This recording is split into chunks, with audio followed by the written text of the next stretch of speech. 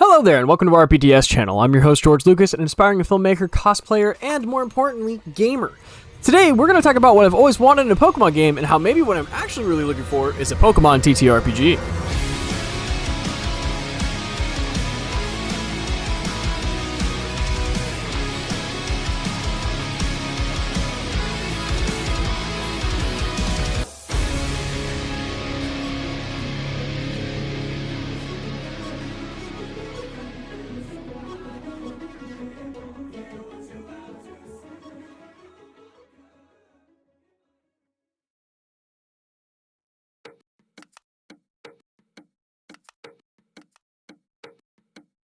This franchise started in 1996, and for the last 30 years, we as people have had the opportunity to play, according to Bulbapedia, 122 games during that time. But what will it take to make the perfect Pokemon game? Something that encapsulates the soul of the Pokemon journey and can span the test of time. And will it even be a video game? What do I think is the perfect Pokemon game was what I first asked myself when wanting to make this video, but that question is very broad and opinionated, and I myself am not a game developer, but love making games. From building maps in Halo, to making custom game modes in Minecraft, to running D&D campaigns. I've always wanted to create games and fun experiences for me, my friends, and my family. Today we'll be using D&D as a template to talk about game design in a very loose fashion. In the D&D community, we believe the game is held up by three pillars: exploration, roleplay, and combat. And as a DM, we strive to reinforce those pillars as we run the game. So without wasting any more of your time, let's discuss why the perfect Pokemon game might just be a tabletop RPG.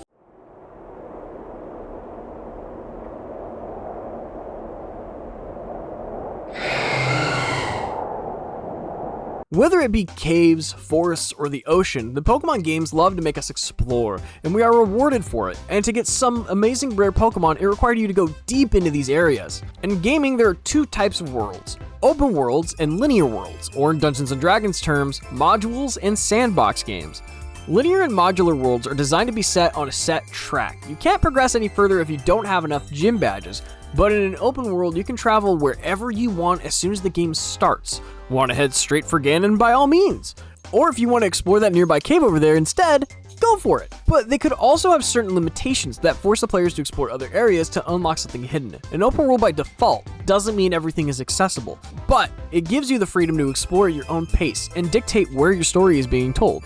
In practice, I'd love to see Pokemon create a game that allows me to go on all different regions. I want to be able to go to a Pokemon Center, look at its map, and see what landmarks catch my eye, and go to those places, and see what trouble I can get myself into along the way. With a linear map, I feel like I'm just doing what I'm told, and I'm not making a conscious effort to go on this journey. And with that said, let's talk inventory. In the Pokemon games, I personally believe you can carry way too much. Not that I think the game should be realistic with a whole survival mode aspect to it, but I believe it's important.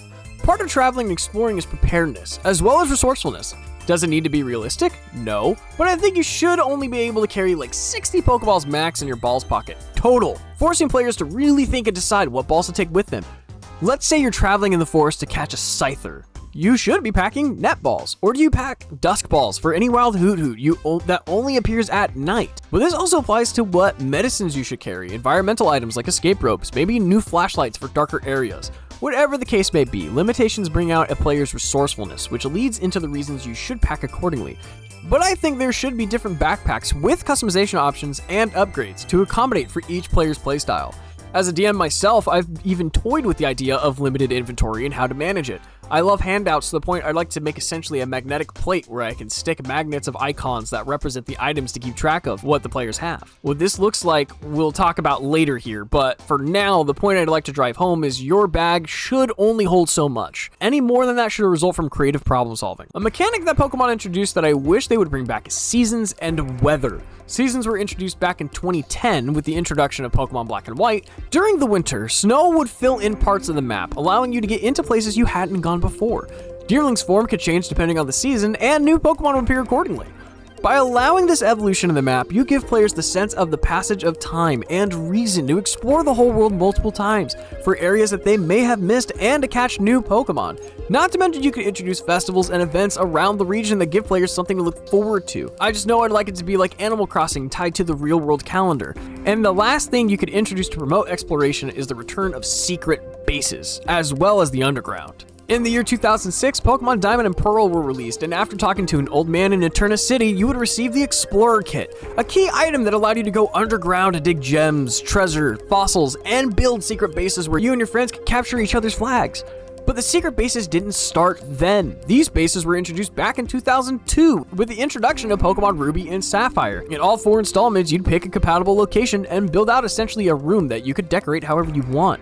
Not too dissimilar from Animal Crossing. In fact, I think if you gave even a quarter of the details and items from that franchise and plugged it into Pokemon reintroducing secret bases, as well as the ability for players to buy a home in any one of the towns or cities and decorate it to their liking, you'd give them more reason to go out and explore, earn trophies and souvenirs from different quests to display, maybe even display photos that they could take from their journey and allow their friends to find these secret bases too. I think incorporating some type of archaeology mechanic to the game is necessary, especially how the franchise repeatedly delves into science, history, and folklore. And a bedroom mechanic gives players something to do outside the gotta catch 'em all trope that has become too repetitive and overwhelming.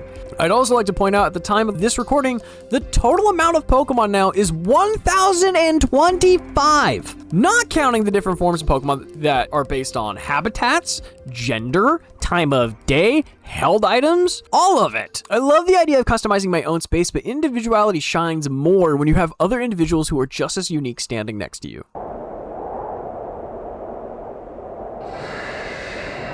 Let's talk about character and Pokemon customization. In D&D, it's very easy to choose who your character looks like, where they come from, how they talk and act. It's exactly what you want it to be. Introduction to Pokemon X and Y in 2013, we finally could make our characters the way we always wanted them to be. I myself, as soon as I reached a new town, ran straight for the Pokemon boutique before I went to the Pokemon Center. But what if you could customize your Pokemon? In the anime, we see plenty of Pokemon with accessories, costumes, or just noticeable differences in patterns on their fur. Pokemon Unite takes this to a whole new level, but it's clearly a different game. It's still amazing how these Pokemon look with just these different hats, scarves, and the like. Bring back seals from Pokemon Diamond and Pearl to create different effects as your Pokemon come out of their Pokeballs. Or even add a custom Pokeball design function where you could paint on the Pokeball or collect custom shells for the balls, giving players even more room to create. Pokemon interaction is also key to the Pokemon journey experience. Pokemon Me, also introduced in X and Y, brought essentially a Nintendo Dogs feature to the franchise, allowing you to play and pet your Pokemon. Sword and Shield back in 2019 introduced a camping mechanic that allowed you to bring out all of your Pokemon and play at a campsite and allow others to join you and have your Pokemon interact with one of theirs.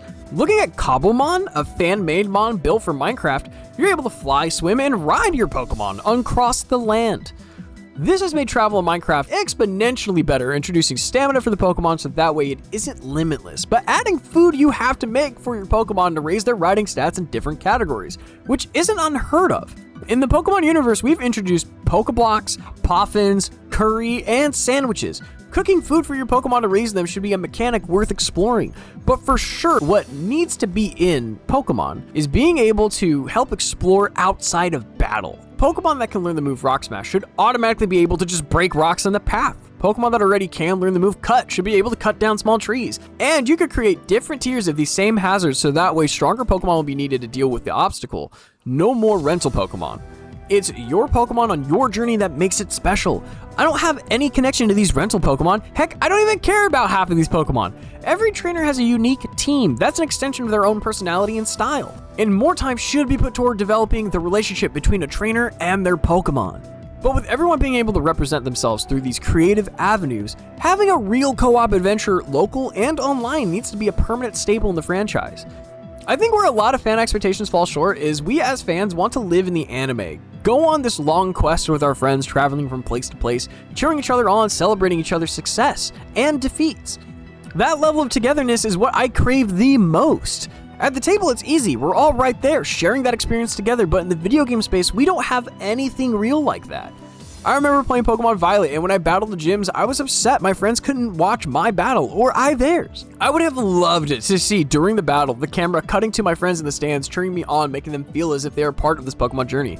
And this even allows for more activities we all could do. Earlier Pokemon games had other gimmicks and quests you could do. Ruby and Sapphire introduced Pokemon contests, Diamond and Pearl had the Underground, Black 2 and White 2 even had a whole side quest where you got to make movies and become a star. Even run your own strip mall. Nothing like this is available in the new games. What is the point of catching my Pokemon if I'm only allowed to do a handful of things with them? I want every town to have something to do other than just host a gym or a shop. Things we could do together as well as by ourselves. Above all, there has to be a story, and I'd argue most importantly side quests. I'm not sure how I'd want the story to go, but I do know in terms of a video game, I want to see a moment where the party has to collect multiple MacGuffins and they have the ability to split up and collect them all separately and can still progress the main story. As a TTRPG, I wouldn't implement it, but that's because pacing for a game at the table versus a video game are two very different things. For side quests, I want them to be fleshed out immensely. If you were to compare the main plot as a season for a show with 10 episodes worth, a side quest should feel anywhere between a filler episode, like a one-off for the more low-stakes quests, and for sure have 2 to 4 episode arcs for other side quests. For example, in Pokemon Fire Red and Leaf Green, the main story, the main season, is you going against Team Rocket and trying to dismantle their criminal empire. But after the main game, you have a side quest in the Sevi Islands to root out the last remaining Team Rocket members who try to revitalize themselves. This quest is lower stakes, but it's also not the "can you find my missing teeth in the Safari Zone" type quest. In D&D, it's very easy to write these new side quests. In fact, as a DM, I have many books of random encounters I use when my players move away from the story. I even bought a book for one of my players because the whole module is just quest that starts with a book. The book causes the quest. And because she's a huge bookworm, it made so much sense to just go get this book and utilize the quests in it. This is one of the pros of Dungeons & Dragons, is tailoring quests around your players, creating stories and encounters you know they'll enjoy, leading into some of the most heart-pounding intense battles for your players.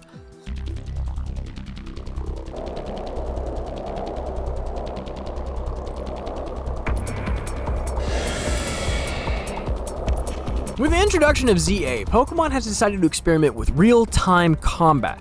I'm still trying to figure out if I like it or not. Personally, I prefer turn-based combat.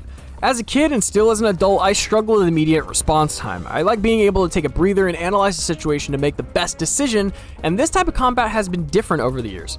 Pokemon Mystery Dungeon plays not too differently from what a D&D encounter looks like at the table. Pokemon Conquest uses Pokemon's classic turn-based style but adds movement and range to attack, while also utilizing stadium hazards. And I think Pokemon placement should be important. In fact, I think I may just try and play more Pokemon Conquest to see how moves are utilized on the field, because me and my cousin Dominic have talked about that in length on what Pokemon moves should look like in the D&D space. Which is why I think figuring out how moves function in D&D should be the first thing to solve when talking about a game like this.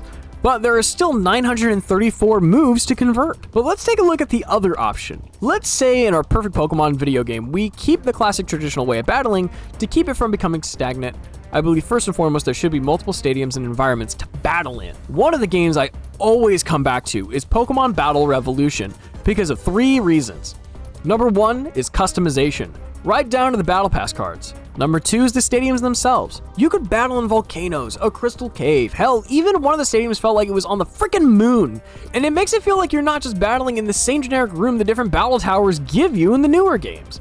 And number 3 is cinematic storytelling with the battles. The animations need to make the Pokemon feel like they are in a battle. Each one should have their own animations for paralysis, sleep, burns, whatever the case may be. At the minimum, 2 stages of idle animations, full of energy at the start of the battle, but once their HP is red, they start looking super tired in their movement. I'd even argue they should add scratch and wound marks like in the anime as their HP is lowered. Just more visual storytelling in these battles could go a long way, and it goes without saying in D&D, this would be emphasized through narration and verbal storytelling through the DM's part. This is also where I would say the spectating feature would be pretty sick. Say like when a crit happens to show Pokemon's animation, and then cut to the players watching the stands to see their reactions. Maybe by letting players select their own nature and the game shows the animations according to said nature, that would bring a lot more diversity to these cinematic battles, and I feel like flush out the game so much by adding these features. Now let's talk logistics for a second. Now, I want to remind everyone that I am in no means a game developer. My experience with game design includes Halo Reach Forge, Minecraft self-imposed rules, Nerf wars. I built 1 map in Fortnite, a failed ROM hack, and I ran 1 D&D campaign and 2 one-shots. I am by no means an expert when it comes to any of this, but you don't have to be an expert to see the hurdles that stand in between me and my idea of a perfect Pokemon game. When it comes to video games, I don't have the skill set. However, I know I want to build the game in Unreal Engine because it's a free tool. I found many tutorials on how to make a Poke clone and learn the basics. And every other mechanic I want to implement, there is a tutorial for. The next immediate hurdle is making game assets: furniture, trees, vehicles, buildings, clothes, characters, the list goes on. For Dungeons and Dragons, it's easier. You just have to write a story, and then your friends turn it into something more. My personal hurdle is I love playing at the table, and I love making miniatures and handouts. I want this to be the board game I always wanted it to be since I played Pokemon Champion Island. In fact, I would be making pre-built characters of different characters from the anime for players who just want to hop in and play. The real hurdle is the Pokemon themselves. For the video game, my biggest struggle will be the animations. If you've seen my sketch, The Totodile Hunter, you know I'm still very much learning. Where in D&D, I can just describe what's going on. The caveat is I have to rewrite how moves work, as I have to think about character placement, range, each Pokemon's unique abilities, and I very much want to build all these miniatures. That itself requires 3D printing and painting every Pokemon, NPC, and environment. But what do you think? What would you like to see in the video games?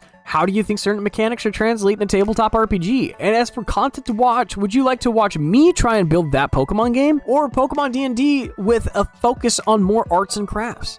Let me know in the comments below, and consider supporting us on Patreon so we can quit our day jobs and make something worthwhile.